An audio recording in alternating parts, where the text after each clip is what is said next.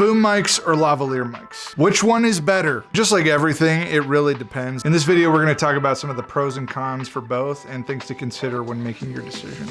Starting with boom mics, something you have to consider with your shoot is how much time your talent has for the shoot. We've had people rent from us who are gonna go interview some pretty high profile people, and they need an audio setup that is as quick and speedy and reliable as possible. So they use a boom mic because the talent is able to walk onto set, sit in the chair, do the interview, and get out of Dodge. Similarly, if you're interviewing a bunch of people in a row, it can be really cumbersome and slow things down if you're having to put on and take off lavalier mics every interview. So a boom mic setup really offers a lot of flexibility. Now, what are the benefits of a lavalier mic? There's a couple of things that you should consider. One of the simple ones is you want to consider how close you can get your boom mic to the subject before it's in the shot. If you're doing a multiple camera interview, you don't want the boom mic in your wide shot because that's gonna be incredibly distracting for everyone. The other thing you wanna consider is your talent gonna be moving around a lot on set?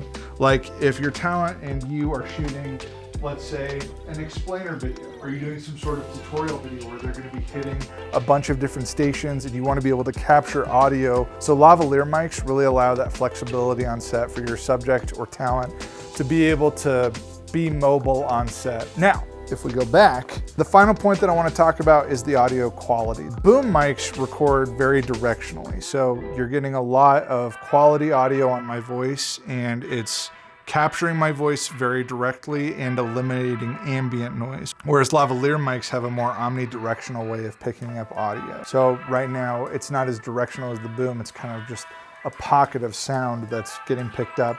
Granted, you are getting some more ambient in that audio, but sometimes that's worth it if the nature of what you're shooting allows for that. So those are the types of things that we tell people when they're considering what kind of way they want to capture their audio. Hopefully that answers your question, and if you have more questions, please feel free to reach out to us. You can call us at the shop or email us at service@prophotorental.com. That's it for this video. Thanks for hanging out with us today.